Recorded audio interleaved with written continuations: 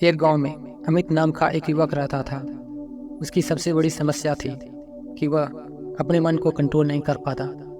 वह जब भी कुछ नया करने का ठानता तो उसका मन उसी बीच रास्ते में ही भटका देता। पढ़ाई के समय उसका ध्यान मोबाइल और सोशल मीडिया में चला जाता। काम के वक्त उसी दोस्तों के साथ घूमने का मन करता और जब भी कुछ नया सीखने की बारी आती तो उसका मन आलस और बहाने बनाने लगता। अमित के इस स्वभाव के कारण उसकी जिंदगी में स्थिरता और सफलता नहीं मिल पा रही थी। उसने कई बार खुद को संभालने की कोशिश की, लेकिन मन की बेचैनी और विचारों की न रुकने वाली लहरें उसे संभलने का भी मौका नहीं देती। उसे समझ नहीं आ रहा था कि आखिर वह अपने मन को काबू में कैसे करे। एक दिन अमित अपने दादाजी के साथ पार्क में बैठा था। वह दादाजी से अपनी परेशानियां शेयर कर रहा था। दादाजी उसे बड़े ध्यान से सुन रहे थे। पार्क में ही एक पेड़ के नीचे एक साधु ध्यान मुद्रा में बैठे हुए थे। साधु के चेहरे पर एक अजीब सी शांति और संतुलन थी। अमित के दादाजी ने उसकी समस्या सुनकर साधु की ओर इशारा करते हुए कहा, क्या तुम जानते हो ये साधु इस तरह शांत कैसे बैठे हैं, जबकि यहाँ हर तरफ शोर है, बच्चे खेल रहे हैं, लोग बातें कर रहे हैं, लेकिन इनका मन कहीं भी नहीं भटक रहा। अमित ने उत्सुकता से पूछा, नहीं दादाजी, ये ऐसा कैसे कर पाते हैं? दादाजी ने मुस्कुराते हुए कहा, इनका मन भी शुरू में तुम्हारे मन की ही तरह था, पर इन्होंने अपने मन को नियंत्रण में करना सीख लिया।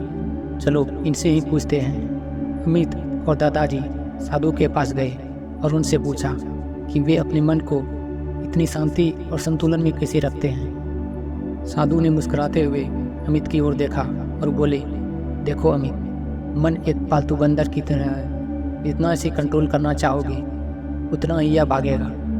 इसे नियंत्रण में लाने का एकमात्र तरीका है इसे ट्रेन करना, और ट्रेनिंग का सबसे पहला कदम है ध्यान। साधु ने आगे बताया, ध्यान का मतलब है खुद को वर्तमान में लाना। जब भी तुम्हारा मन भटके, अपनी सांसों पर ध्यान दो। धीरे धीरे मन की बेचैनी कम होने लगेगी। जब भी मन किसी काम से भागे, उसे प्यार से वापस उसी काम पर लाओ। यह प्रक्रिया समय लेगी, लेकिन धीरे धीरे तुम देखोगे कि मन तुम्हारी बात मानने लगेगा। अमित ने साधु की सलाह को गंभीरता से लिया। उसने रोज सुबह उठकर 10 मिनट ध्यान करना शुरू किया। वह जब भी पढ़ाई करने बैठता तो अपना फ़ोन दूर रख देता और एक टाइमर लगाकर खुद को केवल उस समय के लिए फोकस करने के लिए कहता। शुरू में उसे बहुत मुश्किलें आई, मन बार बार भागता, आलस आता, लेकिन अमित ने हार नहीं मानी। उसने साधु की तरह मन को प्यार से संभालना शुरू किया। धीरे धीरे अमित ने महसूस किया कि उसकी एकाग्रता बढ़ रही है, उसका मन बेहतर हो रहा है, और सबसे बड़ी बात, वह अपने जीवन में संतुलन महसूस करने लगा है। अमित को समझ आ गया था कि मन को कंट्रोल करना एक यात्रा है, इसमें धैर्य और निरंतरता की जरूरत होती है।